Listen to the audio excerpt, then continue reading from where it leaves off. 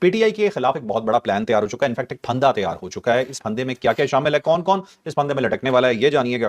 اچھا، دہشت گرد خوف زدہ ہو گئے ہیں جی. اب انہوں نے ہتھیار ڈالنے شروع کر دیے ہیں پاکستان کے سامنے، پاکستان کی افواج کے سامنے. یہی ہونا تھا جب پٹائی ہونی تھی، تو اس کے بعد یہی ہونا تھا. پہلے مذاکرات نہیں کیے جاتے، مذاکرات پہ لانے کا بھی طریقہ کار ہوتا ہے. یہ ہوا کیا ہے یہ آپ کو بتائیں گے.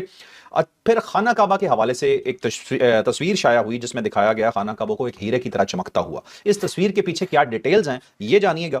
پھر آپ کو یہ بتائیں گے جی کہ اب بھارت کا بڑا پلان جو ہے وہ پاکستان نے فیل کر دیا ہے. ایسی کوئی طبیعت صاف کی ہے مودی جی کی، مودی جی کی طبیعت مطلب فریش ہو چکی ہے اس وقت کہ یہ انہوں نے کیا کیا. پھر آپ کو یہ بتائیں گے جی کہ پاکستان میں ایک بہت بڑی فیکٹری لگنے جا رہی ہے، ایسی فیکٹری جس کی آگ جو ہے وہ بھارت میں زیادہ لگ رہی ہے. فیکٹری پاکستان میں ہے، آگ اس کی وہاں پہ موجود ہے. تو آپ سوچ سکتے ہیں یہ کس قسم کی ہو سکتی ہے، کیا ہو سکتا ہے. ایک اور ملک لگا رہا ہے لیکن لیٹسٹ ٹیکنالوجی کی لگا رہا ہے. پھر ہم آپ کو یہ بتائیں گے جناب کہ انسانوں کو اب خود نہانے کی ضرورت نہیں رہے گی.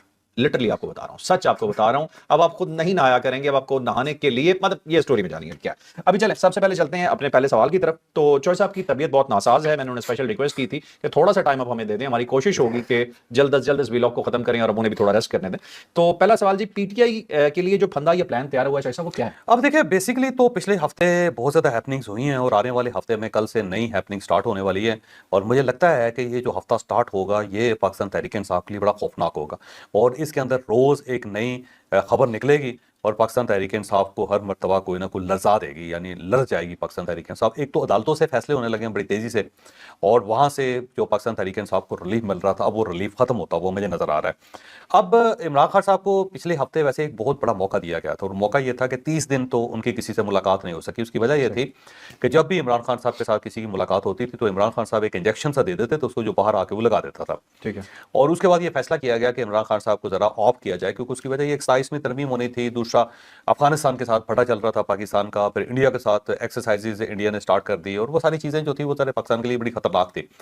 تو پاکستان کی گورنمنٹ جو ہے وہ نہیں چاہتی تھی کہ کوئی انٹرنلی ایشو ہو، تو انہوں نے عمران خان صاحب کے اوپر پابندی لگا دی کہ عمران خان صاحب کا ایکسیس کسی کو نہ دیں تاکہ اندر سے کوئی بات نکلے ہی نہ.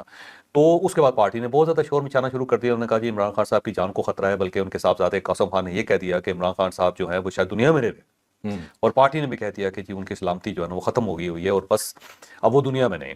تو الٹیمیٹلی پھر یہ فیصلہ کیا گیا کہ ٹھیک ہے یار ملاقات کروا دیتے تاکہ کم از کم یہ ایشو تو ختم ہو کہ عمران خان صاحب کو کچھ ہو گیا ہے یا وہ شاید دنیا میں نہیں رہے. تو اس چیز کے لیے پھر ایک ساتھ ہی ظاہر سہیل افریدی صاحب نے اعلان کر دیا تھا کہ ڈیالہ جیل کے سامنے ہم پروٹیسٹ کر رہے ہیں. پہلے اسلام آباد ہائی کورٹ جائیں گے اور پھر اس کے بعد ہم ڈیالہ جیل جائیں گے. اور سب M P S M N S کو کہا گیا کہ آپ تیاری پکڑ لیں، بس ہم جا رہے ہیں. اور ساتھ ساتھ انہوں نے کہا جی ڈیالہ جیل توڑ کے بھی ہم لے آئیں گے ان کو. اور کچھ ان کے انٹرنل جو کنورسیشن تھی وہ بھی کچھ اداروں نے ریکارڈ کر لی جس میں وہ کہہ رہے تھے کہ ایک مرتبہ ڈیالہ جیل جا کے اگر توڑ کے عمران خان صاحب کو نکال لیا جائے تو کیا فرق پڑتا ہے، اور وہ کتنے دور ہوں گے ڈیالہ جیل سے اگر لیا جائے تو خیبر پختونخوا کی حدود میں کتنی دیر میں وہ داخل ہو جائیں گے. تو وہ پھر باتیں رپورٹ ہونی شروع ہو گئی. تو اس سارے قیاس سے کنفیوژن سے پھر اسٹیٹ نے سوچا کہ ایک مرتبہ عمران خان صاحب کو موقع دینا چاہیے. اور پھر گوہر خان صاحب نے اہم کردار ادا کیا، یا صادق صاحب نے بڑا اہم کردار ادا کیا، اور پھر ایک ایگریمنٹ ہو گیا کہ ٹھیک ہے جی زبردست ہو گیا، آپس عمران خان صاحب سے ملاقات کریں، ان کی صحت کے بارے میں لوگوں کو بتائیں، اور وہاں پہ صرف آپ نے کیسی سے ریلیٹڈ بات کرنی ہے، کوئی پولیٹیکل نیریٹو نہیں ہوگا، کوئی ریاست کے خلاف بات نہیں ہوگی. تو یہ فیصلہ ہو گیا. پھر عظمیٰ خان صاحبہ گئی اور عظمیٰ خان صاحبہ نے باہر آ کے جو کچھ فرما دیا، اور اس کے بعد جو عمران خان صاحب کا ٹویٹر ہینڈل سٹارٹ ہو گیا اور اس نے جو جس قسم کے خیالات کا اظہار کیا وہ ظاہر اسٹیٹ کے لیے ناقابل برداشت ہے. امیڈیٹلی عمران خان صاحب کے اوپر ملاقاتوں پہ پابندی لگ گئی، اور ساتھ ہی جو D G I S P R کا ایک بیانیہ تھا جو پریس کانفرنس تھی اس نے تہلکہ مچا دیا. تو اب پاکستان تحریک انصاف کو چاہیے تھا کہ وہ اس کے اوپر خاموشی اختیار کرتی ہے، درمیان کا کوئی راستہ نکالتی، بجائے اس کے انہوں نے تو بالکل اڈا لگا لیا جس کو کہتے ہیں نا. ایک تو D G I S P R کے خلاف کمپین سٹارٹ ہوگی، پھر ان کے والد صاحب سے ریلیٹڈ ایک کمپین سٹارٹ ہوگی جس کے اندر اضافہ ہوتا چلا جا رہا ہے. ساتھ ساتھ ذہنی مریض کے معاملے کے اوپر ایک پوری ٹرینڈنگ سٹارٹ ہو گئی، پھر تم ہوتے کون ہو اس ٹائپ کا ایک ٹرینڈ بننا شروع ہو گیا. تو یہ ساری چیزیں جو ہے نا ایک ایسی سائڈ کی طرف جا رہی ہے جس میں سوائے ڈیزاسٹر کے اور کوئی بھی نہیں پاکستان تحریک انصاف کے. تو مجھے لگتا ہے کہ اب آنے والے ہفتے کے اندر کوئی میجر ڈیسیژنز ہوں گے. ایک تو پارٹی کے اوپر پابندی کوئی نہیں لگ رہی، پارٹی کے اوپر پابندی لگ کے ریاست نہیں چاہتی کہ ان کو شہادت کا رتبہ دے دیا جائے، اور پھر اس کے بعد یہ سینہ کھول کے گھومتے پھرتے رہیں اور کہیں گے دیکھیں جی ہمارے ساتھ بڑا ظلم ہوا ہے. یہ نہیں ہو رہا. اور نہ ہی خیبر پختونخوا کے اندر سے ان کی گورنمنٹ ختم کی جائے گی کہ وہاں پہ شہید کارڈ استعمال کر سکیں، وہ گورنمنٹ بھی رہے گی وہاں پہ، اور منشیات کا جو ان کا کاروبار ہے وہ بھی پکڑا جائے گا، اور افغانستان کے ساتھ جو لڑائی ہے وہ بھی چلتی رہے گی. لیکن ساتھ ہی ان کی گورنمنٹ بھی وہاں پہ اس کو کوئی خاص خطرہ نہیں ہے، سوائے اس کے کہ جو ان کا منسٹر کام کرتا ہوا نظر آئے گا، یہ زیادہ گفتگو کرتا ہوا نظر آئے گا تو شاید اس کے خلاف کوئی کارروائی ہو جائے. جیسے کہ ایک جان صاحب ہیں، وہ میرا خیال ہے شبیر جان نے ان کا نام، کوئی ایڈوائزر ہیں बशीर जान है मेरा ख्याल है, हाँ, शायद उनके ऊपर कोई क्रैकडाउन आने वाले दिनों में हो जाए, क्योंकि उनकी दौलत में भी अचानक इजाफा होता चला जा रहा है। इतनी ज्यादा अरसा उनको मशीर बने हुए नहीं हुआ जितनी उनकी दौलत ने पहिए लगा ली, तो वहाँ भी उनको शायद खतरा हो सकता है। फिर मोहसिन नकवी साहब गए हुए हैं, वो 5-6 यूट्यूबर्स हैं जिनके पीछे वो वहाँ पे गए हैं, और वहाँ पे फॉरेन मिनिस्टर के साथ उनकी मुलाकात है। मुझे लगता है कि वहाँ से भी कोई पाकिस्तान तहरीक इंसाफ के खिलाफ कोई खबर आ जाएगी। फिर NCCI जो है ना, उसने ट्रैकिंग करना शुरू की हुई है। जो लोग इस वक्त मतलूब हैं और गवर्नमेंट को मतलूब हैं, वो सारे खैबर पख्तूनख्वा में छुपे हुए हैं, तो उनको वहाँ से निकालने का बंदोबस्त भी किया जा रहा है। अब ये पकड़े भी जाएंगे, सरताज गुल साहिबा पकड़ी जाएंगी, फिर शिबली फराज साहब को गिरफ्तार कर लिया जाएगा, उमर अयूब साहब की गिरफ्तारी, और ये सब पिशावर के अंदर से होगा, और वहाँ से फिर रियासत इनको गिरफ्तार करके यहाँ लाएगी, जिसको रजिस्ट करेगी वैसे पार्टी भी और सुहेल अफरीदी साहब भी। लेकिन जो अकाउंट्स रजिस्ट कर रहे हैं, या रजिस्ट भी नहीं कह सकते, जो रियासत मुखालिफ बयानियां बना रहे हैं, उन सबको ट्रैक किया जा रहा है। मुझे लगता है ट्रैक भी किया जा रहा है, और साथ साथ उनकी गिरफ्तारियां भी अब आपको नजर आएंगे।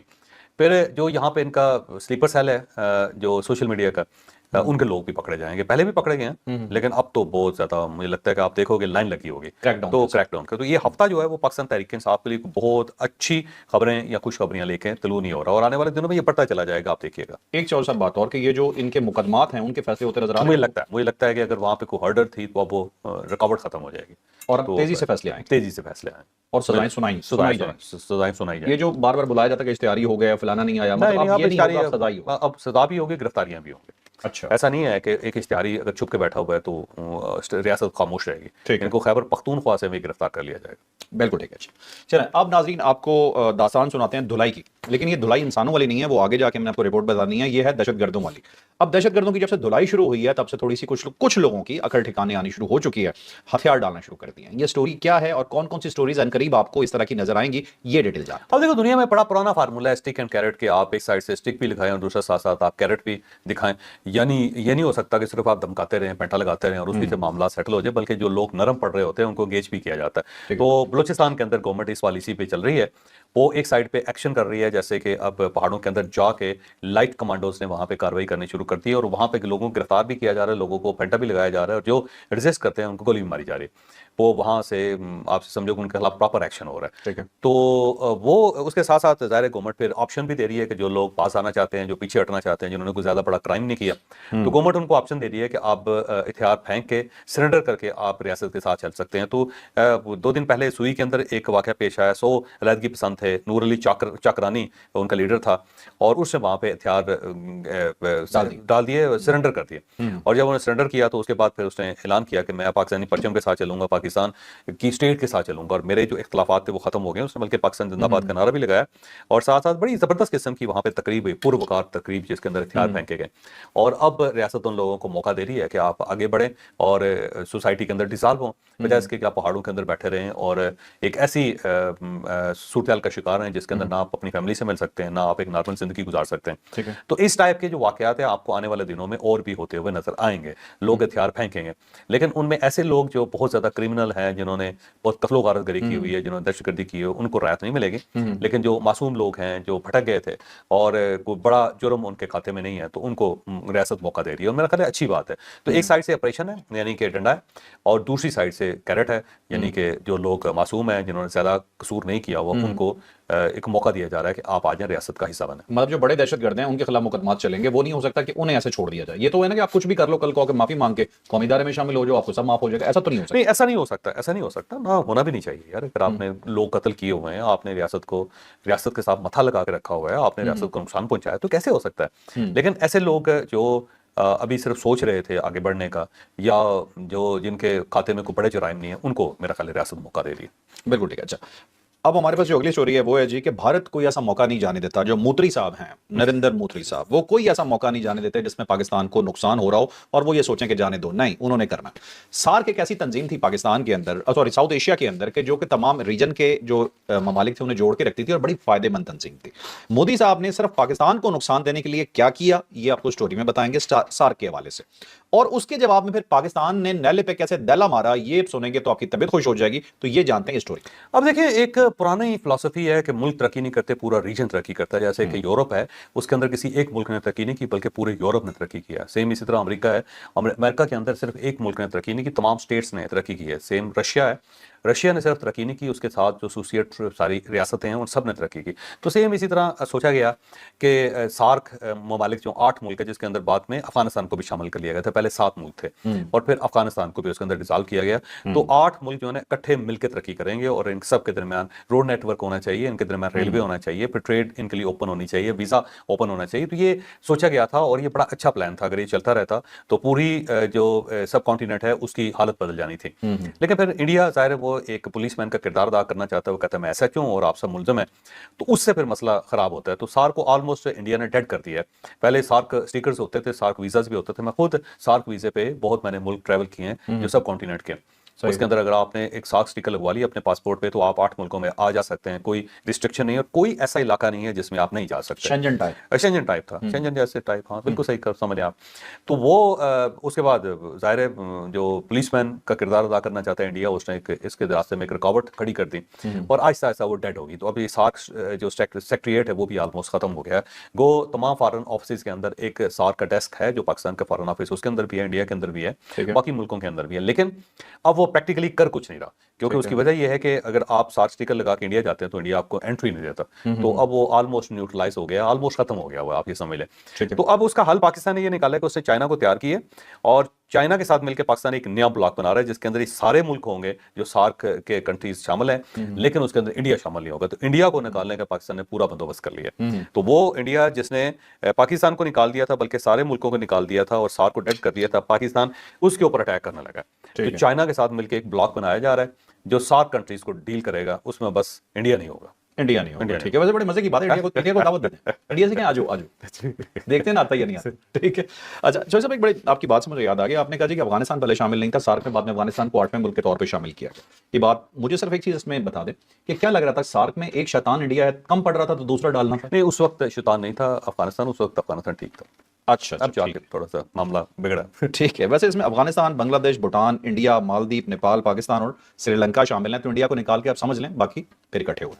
अच्छा, अब चलते हैं जी हमारी अगली स्टोरी की तरफ। नेक्स्ट स्टोरी जी हमारी चॉइस भी है, खाना काबा के हवाले से बात करते हैं। खाना काबा के हवाले से एक तस्वीर सर्कुलेट कर रही थी जिसमें खाना काबा बताया गया, तस्वीर के ऊपर एक ट्वीट था कि ये खाना काबा की तस्वीर है, एक चमकते हुए हीरे की तस्वीर थी, बिल्कुल ऐसा फील हो रहा था, लेकिन वो कोई आम तस्वीर नहीं थी, खला से ली गई तस्वीर है। इसकी थोड़ी डिटेल बताइएगा, बैकग्राउंड क्या? अब देखिए, एक नासा की एक पूरी टीम थी जो 220 दिन का जिसने दौरा किया, खलाई दौरा किया, खला के अंदर 220 दिन वो ऊपर रोटेट करती रही। तो उसने वहां से एक तस्वीर ली है जिसमें डोनाल्ड पेंटेट के नाम से एक बंदा है जो साइंटिस्ट भी है और साथ साथ वो फोटोग्राफर भी है। तो उसने वहां से फोटो ली और उसने जब ये वाला पोर्शन देखा कि जिसके अंदर खाना काबा है, तो उसने देखा कि बहुत ज्यादा स्पार्क कर रहा है ये इलाका, स्पॉट जो है ना।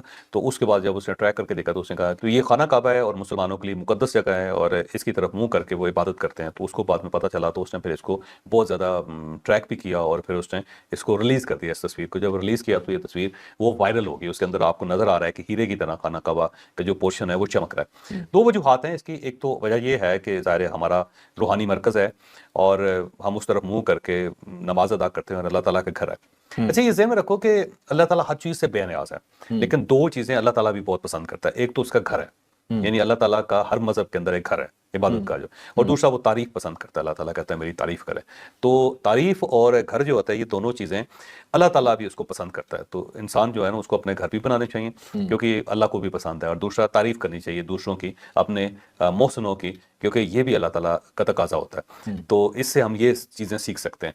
तो अल्लाह ताला का घर है तो उसको चमकना तो चाहिए। ऐसा तो नहीं है कि उसके अंदर अंधेरा हो, और जिस घर के अंदर अंधेरा हो ऐसा लगता है कि उसका मकीन जो कहीं दुनिया में है नहीं है, कहीं चला गया। ठीक है। तो जब अल्लाह ताला एक ऐसी ताकत है कि जिसने ताअबद कायम रहना है, तो फिर उसका घर भी ताअबद चमकता रहना चाहिए।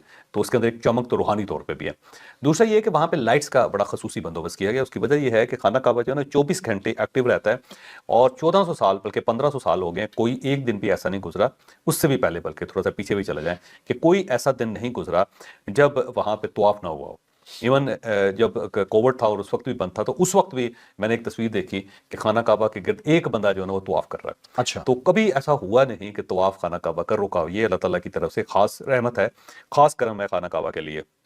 تو اب وہاں پہ ایک روحانی طور پہ ظاہر روشنی ہے، دوسرا یہ ہے کہ وہاں پہ عبادت ہوتی رہتی ہے، اور جہاں پہ عبادت ہوتی رہتی ہے وہاں پہ ویسے بھی ایک چمک پیدا ہوتی ہے، اور تیسری وجہ یہ ہے کہ وہاں پہ سعودی عرب نے بہت تیز قسم کی لائٹس لگا رکھی ہیں تاکہ رات کے وقت بھی وہاں پہ دن کا سما ہو. اس لیے جب آپ خانہ کعبہ جاتے ہیں تو دن اور رات دونوں ایک جیسے لگتے ہیں، کیونکہ دن کے وقت تھوڑی سی گرمی ہو جاتی ہے کیونکہ اس کی وجہ یہ ہے کہ سورج اوپر چمکتا ہے اور اس سے پھر تھوڑی گرمی کا احساس ہوتا ہے. رات کے وقت یہ ہے کہ گرمی نہیں ہوتی لیکن دن جیسا سما ہوتا ہے کیونکہ اتنی تیز لائٹس ہیں وہاں پہ، تو وہ ظاہر پورے آسمان سے نظر آتی ہیں، خلا سے نظر آتی ہیں، اور اس کو پھر اس کی تصویر بھی بنائی گئی ہے. ویسے تو اس سے پہلے بھی کئی مرتبہ ایسا ہوا ہے کہ تصاویر کو ریلیز کی گئی ہیں خلا سے اور اس کے اندر یہ خانہ کعبہ چمکتا ہوا نظر آیا. بلکہ نیل آرمسٹرانگ کے بارے میں تھا کہ جب وہ چاند کے اوپر اترا تو اس نے اذان کی آواز سنی، اور پھر اس کے بعد جب وہ کائرو میں گزر رہا تھا تو اس نے اذان کی آواز سنی، تو اس نے لوگوں سے پوچھا کہ یہ کیا ہے، تو لوگوں نے بتایا کہ یہ ہماری آواز اذان ہے، تو یہ اللہ تعالیٰ کی طرف سے کالنگ ہے. تو اس پہ اس نے کہا جی کہ میں جب چاند پہ اترا تھا تو میں نے وہاں بھی یہ آواز سنی تھی، جو بات غلط ثابت ہوئی کیونکہ اس کی وجہ یہ ہے کہ چاند کے اوپر تو آکسیجن نہیں ہے، ہوا نہیں ہے، جہاں پہ ہوا نہ ہو وہاں پہ آواز پیدا نہیں ہو سکتی. تو بعد میں یہ غلط ثابت ہوئی، اس ٹائپ کی سٹوریز چلتی رہتی ہیں. لیکن یہ جو ہے نا، یہ ریالٹی بیسڈ ہے، تصویر ہے، فوٹوگرافر نے ریلیز کی ہے، اور اس کے اندر آپ کو خانہ کعبہ چمکتا ہوا نظر آتا ہے. اور ظاہر ہے اللہ تعالیٰ کا نور ہے، اور وہ ہے جب اس کا گھر ہے تو اس کے اوپر اللہ تعالیٰ کا ایک خاص فضل بھی ہے، خاص کرم بھی ہے، اور اللہ تعالیٰ نے اس کا اظہار بائبل میں بھی کیا ہے اور قرآن مجید میں بھی کیا. بالکل ٹھیک ہے. چلیں آپ چلتے ہیں جی اپنی نیکسٹ سٹوری پہ. نیکسٹ سٹوری جی ہماری پھر ہے پاکستان کے حوالے سے، بٹ تکلیف ہے بھارت میں بہت زیادہ. ترکی نے پاکستان کے اندر ایک فیکٹری لگا دی ہے، اور وہ فیکٹری بڑی خاص قسم کی ہے. اس کی ڈیٹیل آپ کو بتاتے ہیں کہ وہ ایسا کیا ہے کہ مودی اور اس کی گورنمنٹ کو بڑی آگ لگی ہوئی. اب ترکیہ جو ہے نا وہ ڈرونز ٹیکنالوجی میں بہت آگے ہے، اور بلکہ دنیا کو ٹکر دے رہا ہے، اور اس کے اندر اس پہ ترکیہ نے بہت کام کیا ہے. تو اب پاکستان کے اندر ترکیہ کی مدد سے ڈرون فیکٹری لگ رہی ہے. تو پہلے بھی ہے لیکن وہ پاکستان کے پاس سافٹ ویئر سے ترکیہ کے، اور جو ہارڈ ویئر ہے وہ پاکستان نے خود بنایا تھا، جو مئی کی جنگ میں استعمال بھی ہوا ہے. بلکہ جو میں بار بار یہ بتا رہا ہوں، جو ہمارا ڈرون تھا اس کے اندر CD-70 کا انجن لگا ہوا تھا. یہ بڑا سستا $1000 میں وہ CD-70 کا انجن مل جاتا ہے، اور اس کے بعد اس کو لگا کے اس کو ایڈجسٹ کر کے تو وہ اڑا لیے ڈرون سے. جو کامیکازی تھے جنہوں نے واپس آنا نہیں تھا، لائٹ ڈرونز ہوتے ہیں جو 1 لیٹر میں 70 کلومیٹر تو وہ پاکستان نے استعمال کیا. تو اب جو ترکیہ وہ پاکستان کے ساتھ مل کے پراپر ڈرونز بنانے لگا، اور یہ ڈرون وہ ہوں گے جو میزائلز بھی کیری کریں گے، جو بارود بھی کیری کریں گے، جو ویپن بھی کیری کریں گے. ٹھیک ہے. اور یہ زیادہ خوفناک ان آرمڈ وہیکلز بن جائیں گی پوری مکمل طور پہ. ٹھیک ہے. بلکہ پاکستان کی بھی ڈرون ٹیکنالوجی میں بہت آگے ہے. ہم نے ایک ایسا ڈرون بنایا کراچی کے نوجوانوں نے ایک، اور وہاں پہ پوری فیکٹری ان کی پرائیویٹ کمپنی ہے. وہ جو ڈرونز ہوتا ہے وہ جب جاتا ہے اور کہیں اس کے سگنل جیم کر دیے جاتے ہیں یا اس کو سگنل بریک کر دیے جاتے ہیں تو واپس آ کے دوبارہ اتر جاتا ہے جہاں سے اس نے فلائی کیا تھا. تو یہ بھی ایک ٹیکنالوجی پاکستان کے پاس ہے. تو ترکیہ کے ساتھ ملے گا پاکستان تو ظاہر ہے بہت اچھا ہو جائے گا. ساتھ ہی جو ترکیہ ہے وہ بڑا اچھا جہاز بھی بنا رہا ہے، اور 5th جنریشن جہاز وہ بنا رہا ہے، اور وہ بھی پاکستان کے ساتھ مل کے یہاں پہ اس کے اوپر بھی کام ہوگا. تو کچھ ٹیکنالوجی پاکستان کے پاس ہے، پاکستان اس کو دے گا، باقی ٹیکنالوجی ترکیہ کے پاس ہے. تو یہ دونوں چیزیں جو ہے انڈیا کے لیے قابل ہضم نہیں ہے. انڈیا اس پہ بہت پریشان ہے کہ یہاں جہاز بن رہے ہیں ترکیہ کے، اور ڈرونز جو ہیں وہ فیکٹری لگا رہا ہے ترکیہ پاکستان کے اندر. تو انڈیا کے اندر بہت شور شرابہ ہوا ہے. چوہے صاحب یہ گھٹیا مودی جی کے ساتھ جاتی نہیں غلط ہے نا یار، اتنا تنگ کر رہے ہیں بیچارے مودی صاحب کو. نہیں دیکھا ہم نے پیجز بنائے، ہم نے کوئی اعتراض کیا. وہ سموسہ بنایا، وہ چٹنی کے ساتھ بھی کہتے ہیں چٹنی فری کر کے بیچو تب بھی وہ سموسہ بکنے والا نہیں ہے. وہ الگ کہانی ہے، پھر کسی ڈسکس کریں گے. وہ تو اپنے آپ کو بڑا بےعزتی انٹرنیشنلی کروا چکے ہیں. چلے آپ چلتے ہیں جی لاسٹ اسٹوری پہ. میں یہ سوچ رہا تھا کہ آپ میں سے بہت سارے لوگوں کے شاید نہانے نہ گئے ہوں کہ ہم نے آپ کو بتایا تھا کہ بھائی اب آپ کو خود نہانے کی ضرورت نہیں ہے. یہ پوری کہانی کیا ہے، یہ اسٹوری کیا ہے، یہ اتنی دلچسپ ہے کہ سن کے آپ کو بڑا مزہ آئے گا. ڈیٹیل جانیں. اب انسانوں کو نہلانے کے لیے مشین بن گئی ہے، انسان کو دھونے کی مشین بن گئی ہے. جیسے کہ کپڑے دھوئے جاتے ہیں بالکل اسی طرح انسان کو دھونے کے لیے ایک مشین بنا دی گئی ہے، اور 15 منٹ میں مکمل طور پہ دھو کے خشک کر کے آپ کو باہر بٹھا دیا جاتا ہے دھوپ میں کہ چل پتر اب کام پہ چلا جا.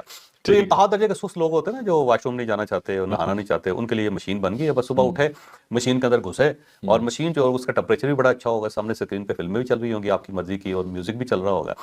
وہ آپ کو دھوتا کے اس کو باقاعدہ ڈرائر کے ساتھ خشک کر کے اسے کہے گی چل پتر اب سے کپڑے پہنے ہیں تم نے، اور ہو سکتا ہے کپڑوں سمیت ہی وہ دھو دے آپ کو، اور اس کے بعد پھر آپ دفتر چلے جائیں گے. تو یہ بیسیکلی انتہا درجے کے سست اور ساتھ ہی امیر لوگوں کے لیے یہ ایک چونچلا ہے، کیونکہ اس کی فیس بہت زیادہ ہے. تو 50 یونٹ ابھی کمپنی نے بنائے ہیں، تو ایک یونٹ $3,85,000 کا ملتا ہے، یعنی 10 کروڑ 80 لاکھ روپے میں یہ مشین جو اویلیبل ہے. تو زیادہ بہتر ہے، اتنا زیادہ 10 کروڑ 80 لاکھ روپے لگانے سے بہتر ہے کہ خود ہی نہا لیا کرو بھائی، بجائے اس کے کہ آپ مشین کو تکلیف دو اور اتنا زیادہ پیسہ خرچ کرو، کیونکہ پانی تو پھر بھی لگے گا آپ کو. تو بہتر یہ ہے کہ خود ہی گیزر وغیرہ آن کر کے اور اپنا جو واش روم ہے اس کے اندر ہیٹنگ سسٹم آن کر کے، تاکہ آپ کو زیادہ تکلیف نہ ہو، تو اس میں پیسے بھی کم لگیں گے آپ کے، اور خود نہا لیا کرے. سب سے بہترین طریقہ تو یہ ہے. لیکن وہ جو جس کمپنی نے یہ بنایا وہ क्लेम कर रही है कि इसके अंदर सिर्फ जिस्मानी ज़रूरत का ख्याल नहीं रखा गया, रूहानी ज़रूरत का भी ख्याल रखा गया। तो ये रूह को भी अंदर से धो देती है, जो मुझे समझ नहीं आई कि रूह को कैसे धोती है। ईमानदाराना बात है, आखिरी जुमला पढ़ के मेरा गाली देने को दिल कर रहा था।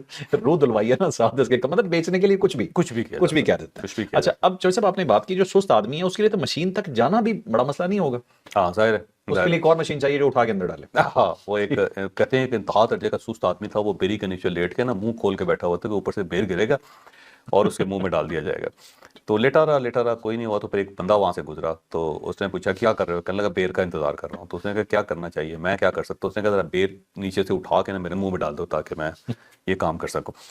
तो इस टाइप के जो सुस्त लोग होते हैं ना जी, वो बेर का भी इंतजार करते हैं और फिर इंतजार करते हैं कि कोई और आएगा, वो भी जमीन से उठा के बेर साफ करके उसके मुंह में डाल देगा। बिल्कुल ठीक है, बिल्कुल ठीक है। वैसे तो कहते हैं दुनिया में जो मेजर तब्दीलियां आई हैं ना वो सुस्त लोगों ने की हैं, क्योंकि उनके पास कोई और ऑप्शन ही नहीं होता, तो वो कहते हैं कि यार काम तो हमने करना नहीं, तो रोबोट ही बना लेते हैं जो हमारे लिए काम करता है। तो नाज़रीन, ये बड़ी हौसला अफजा बात है जो साहब ने की ना, कि सुस्त लोगों ने की, मेरे जैसे बंदों को बड़ा हौसला हो जाता है कि हम भी कुछ कर सकते हैं। तो लाइक शेयर सब्सक्राइब, इजाजत दीजिए, अल्लाह हाफ़िज़। खालिस्तान बिल्कुल नहीं भूलना, पाकिस्तान जिंदाबाद।